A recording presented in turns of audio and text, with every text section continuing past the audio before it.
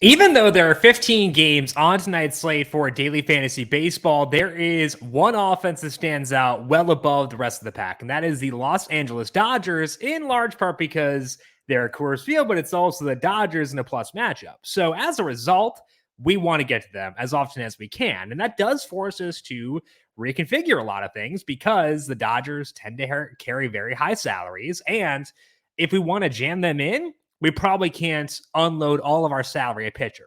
I do think that for today, there are a decent number of lower salaried options. We can feel pretty good about a pitcher. So we're going to break down who those guys are for today, outline my ranking of them, and then talk about other ways to help get the Dodgers into your lineups for tonight in MLB DFS. Welcome on into the solo shot. That's right here on the FanDuel Podcast Network and numberFire.com. My name is Jim Sonis. I am a senior writer and analyst for numberFire, here to break down Tuesday's 15-game main slate. I think that's the first 15-gamer we've had pretty much all year. We got it for tonight, though. Lock is set for 7:05 p.m. Eastern for today. Weather notes on this slate. The first one is there is a chance of rain in Pittsburgh for the Pirates and the Padres. They should be okay to play, but it is worth checking back on that later on. Isolated thunderstorms are forecasted in New York for the Mets and the Brewers. That would be riskier more for pitchers than for hitters in the event of delays. I think they'll be able to play that game.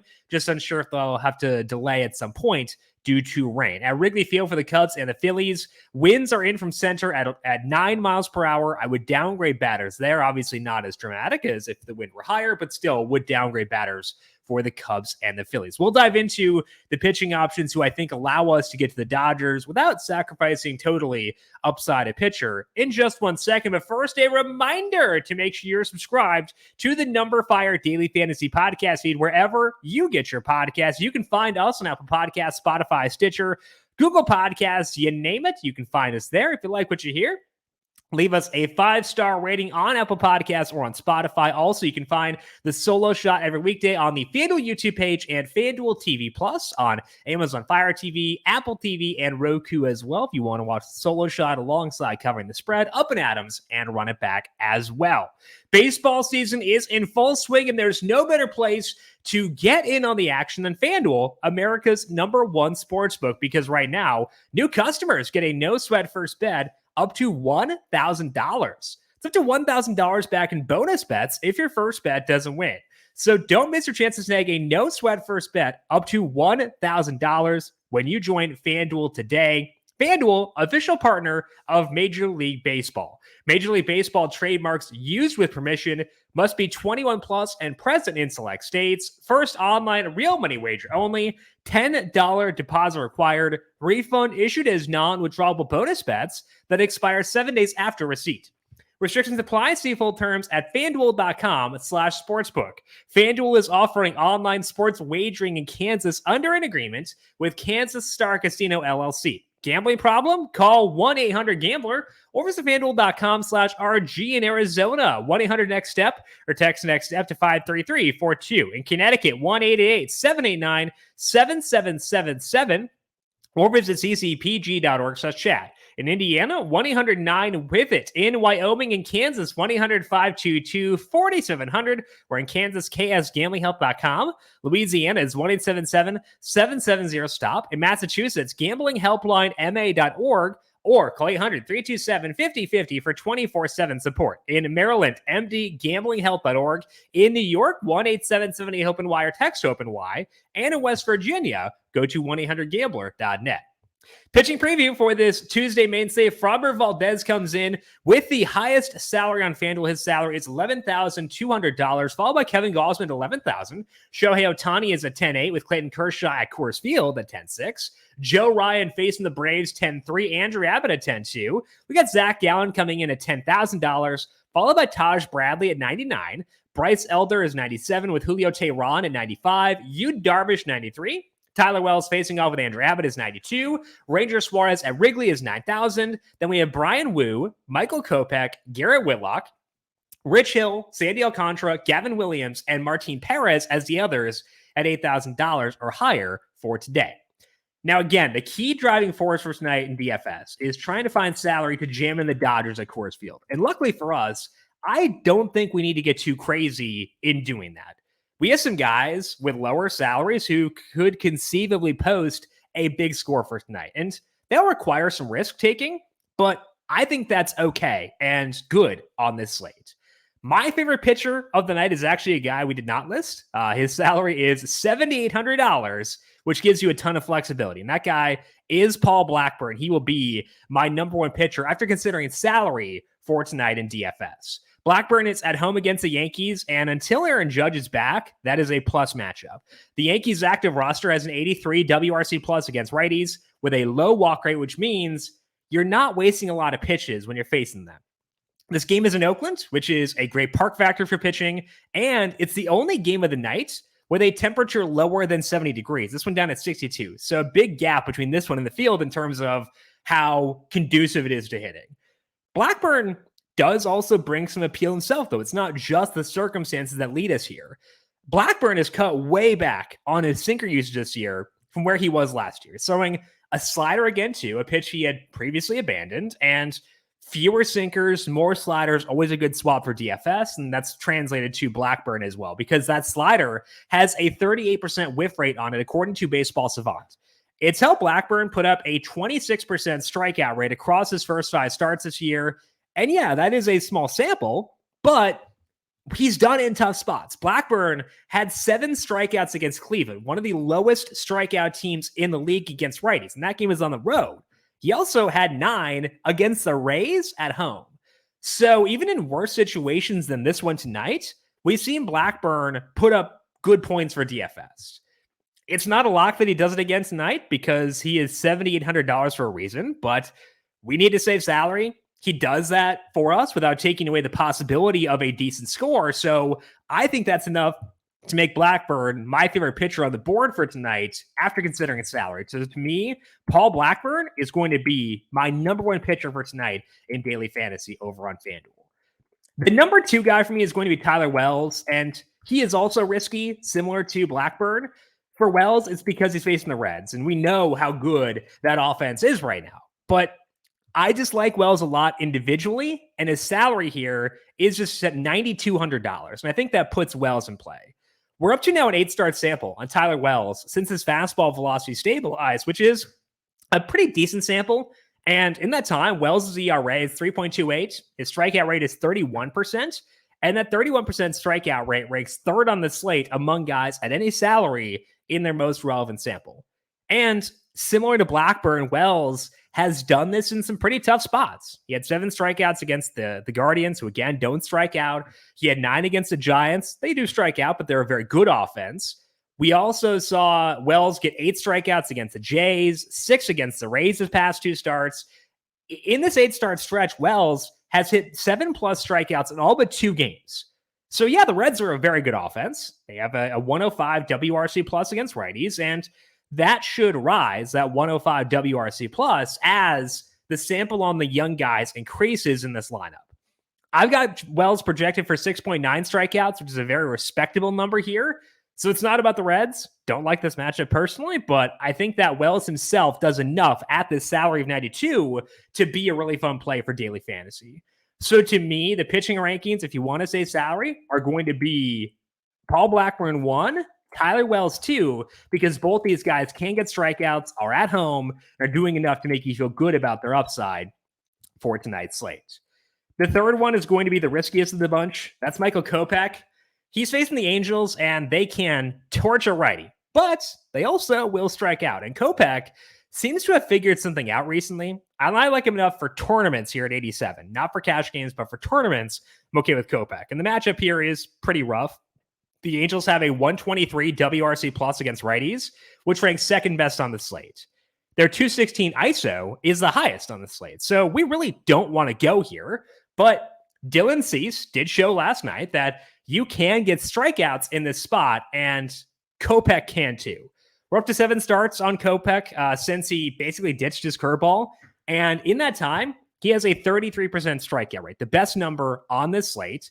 His 3.26 skill interactive ERA ranks 2nd behind Framber Valdez, who has the highest salary on this slate. And Kopech is also letting up just a 27% hard hit rate. That is a big deviation from what was happening for Kopech last year, where he was letting up a lot of hard contact. He got by with that, but I think that this is a big shift to see that number actually come down a lot. It does help him a lot in this tough matchup with the Angels, who can really, really hurt a righty. Kopech, I think, is a guy who is ascending despite the fact he struggled his past 2 starts. Faced the Mariners and the Rangers in those, and he did walk too many guys in both those games.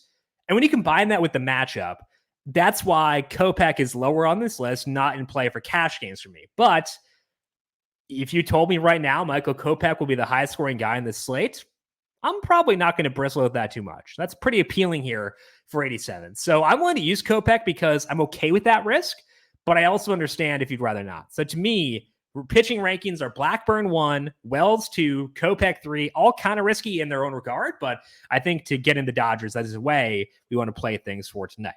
Let's talk about those Dodgers moving to stacks here. And again, I typically don't prioritize a specific stack because hitting is more volatile than pitching.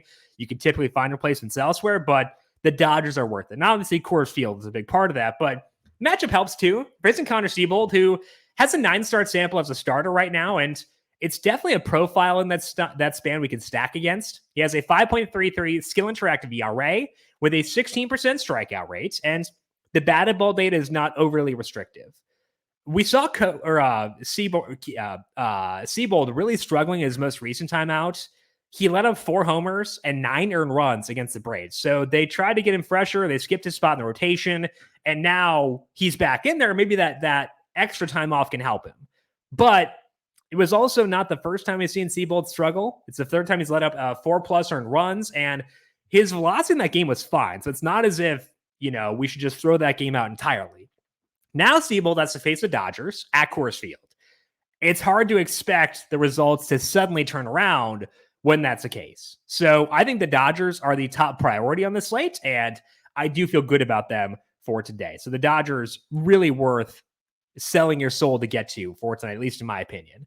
Seabold has gotten touched up by both righties and lefties this year, which means we don't need to worry too much about platoon splits, which to me, I think makes it easier to go Will Smith, make him more attractive as a pivot off Freddie Freeman. We can always use both guys because that combination might not be super popular, given that they are the same position. I always am fine with Smith in these situations, but it's easier when the opposing pitcher is not tough on righties. Also, Max Muncy expected back for tonight. His salary 37. So I will worry about guys with injuries coming back if they have like a wrist injury, an oblique injury, something like that. But for Muncy, is a hamstring, so probably just might not run as much, but that's fine for me. So I do think Max Muncy, totally okay coming out the IL for tonight. Now, beyond the Dodgers, we do need to kind of still be saving some salary, maybe not with Blackburn, but like in general, we do want to be cost conscious, I would say. I talked yesterday about how I was lower on the Mariners for stacking because of how much they've struggled, and that does still apply, but I really need salary savings tonight, and they can get me that. So I think I need to be okay with the Mariners on this slate.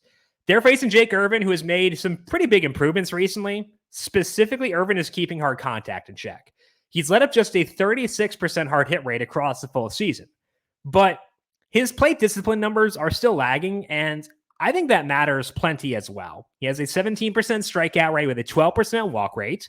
That walk rate is the highest number on the slate. So even with the good batted ball numbers, Irvin has a 4.71 ERA and a 4.93 expected ERA. And he's done that while making 7 of his 9 starts at home and a good number of them in plus matchups. Now, the matchup here is not bad, but it is across the country facing a neutral offense. So I do like the strides Irvin has made, but I'm not opposed to stacking against him, especially when I do so desperately need to save some salary, which I do for tonight. Now, we talked about this last week, but I think we should seek out base stealers when we're stacking against the Nationals. They really do struggle to stop the running game. So obviously that's good for Julio Rodriguez, Jared Kelenic, but Teoscar Hernandez will run a bit too. And Hernandez is hitting the ball a lot harder in June than he was before that. So to me, those 3 are the core plays to build around here. They're also, I believe, the 3 highest salary guys. So not a huge hot take there by any means, but Hernandez specifically might wind up being in every Mariner stack that I have, just because want the stolen bases, want the home run juice. I think that he brings both those in this matchup. For our third stack, we're going to go back to the Rangers. They're facing Matt Manning, who is coming back off the IL tonight, and he looked great in his rehab stint where he allowed no earned runs across 3 starts. But Manning hasn't really been a shutdown guy yet in the big leagues, and he's facing the Rangers, who are really, really tough. So I do think they're in play for stacks here. The ERA for Manning in the rehab stint is a bit misleading. It was over 8 2/3 innings pitched, so very small sample. And in that time, he had a 21% walk rate. We did still see Manning let up a bit of hard contact when opponents put the ball in play, and the strikeouts weren't really there. And that was true last year as well, where Manning, across 12 starts, had an 18% strikeout rate. It was 15% in his 2 starts before he hit the IL this year. Manning last year did do a good job of keeping hard contact in check, and it's possible he can do that again, but he's not a big strikeout guy. He doesn't get a ton of ground balls. That means he needs to excel in that department in order to not get totally roasted. So again, he may do that, but I think it's too soon to say officially that he will. And with this being Manning's first start off the IL against a tough opponent, I think we have some uncertainty here, and that's a good thing for stacking. So I don't mind stacking the Rangers here, even with how well Manning pitched in his rehab stint. I do think it still makes a lot of sense to be on them for tonight and stack against them. The big problem is that the Rangers don't give us value plays, and we do need that again with the Dodgers at Coors. So unless we're not using the Dodgers, or maybe go all the way down to Blackburn, we'll have to live with a lot of the mid-range guys here. But I'm actually okay with that. They've got guys like Nathaniel Lowe, who is lofting the ball a bit more recently. Jonah Heim's on a homer binge. Mitch Garver can hit dongs. Ezekiel Duran's the guy we talked about yesterday, can hit righties as well. Just something we had to accept going in. Like, mentally go into stacking the Rangers knowing you're going to have to pepper the mid-range with their stacks, unless you're spending way down a pitcher or you are not stacking the Dodgers in that lineup. So be okay with that going in, and be aware of that before you start to build your stacks. Let's finish now with things to watch. I did want to talk about the stud pitchers very briefly here. You could fade the Dodgers and go with a stud pitcher instead, because that combo will be very tough to get to, and it would give you a very different roster construction. Of those options, my favorite is Shohei Ohtani. I finally thought that he felt like he looked good again last week. Framber Valdez in a low strikeout matchup on the road. So Ohtani's my pick, and I don't think it's a terrible plan of attack for today.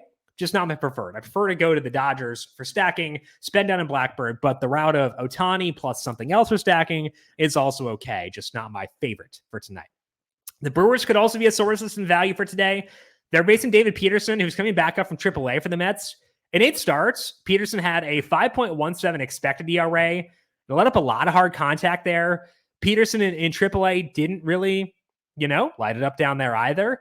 The Brewers have some lower salaried righties, so I'm fine looking at them here if you want to save some salary with one-offs, or as maybe a mini stack with 2 guys, something like that.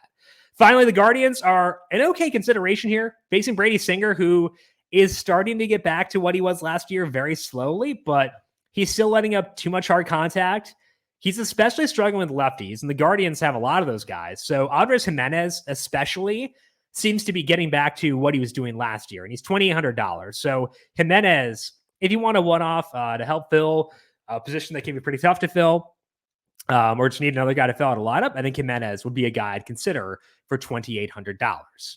Let's finish up here with our dinger calls for today. The boring one, I could go Mookie Betts because we all love Mookie, and that's always fun. But I'm going to go JD Martinez just because the numbers for Martinez against righties this year have been, honestly, to me, kind of shocking. I had written him off as being over the hill, kind of done, but been really fantastic. Is in a bit of a homer drought right now, but I think he'll snap out of that for tonight. So JD Martinez, the boring home run call for today. The fun one is only kind of fun. It might be cheating a little bit, but Jonah Heim, again, I mentioned that he's on a homer binge, but numbers overall against righties are very good. Puts the ball in the air, facing Matt Manning, who can let up some fly balls and hard contact. So I like Heim. I consider Nathaniel Lowe here. He has, again, like I said, been lofting the ball a bit more, but still not quite like the power stroke that you want for a dinger call. So JD Martinez and Jonah Heim, the 2 home run calls for today. If you want to have a more fun one, I think that Nathaniel Lowe would be the guy I would turn to there instead. That is all that we have here for today. I forgot it's Dinger Tuesday. So those are for Dinger Tuesday, actually. Yeah. So let's go with Martinez and Jonah Heim. It is a Tuesday, in fact. So for Dinger Tuesday, the Dinger calls JD Martinez and Jonah Heim. Do not forget to subscribe to the numberFire Daily Fantasy Podcast feed, because coming up later on today, we're going to break down this week's PGA Tour event by talking to Brandon Gadula. We'll get his thoughts on the salaries over at FanDuel, the course they're playing this week, and much more. To get you ready for that, 5-map by subscribing to the numberFire Daily Fantasy Podcast feed. And if you like what you hear, leave us a 5-star rating on Apple Podcasts or on Spotify. And of course, find the solo shot on the FanDuel YouTube page or FanDuel TV Plus. If you've got any questions for me, I am on Twitter at Jim Sannes, JimSannes. You can also follow the FanDuel Podcast Network at FanDuel Podcast. I want to thank you all for tuning in for today. Good luck to you with your MLB DFS lineups for tonight. We'll talk to you once again tomorrow to break down Wednesday's slate. This has been the solo shot right here on the FanDuel Podcast Network.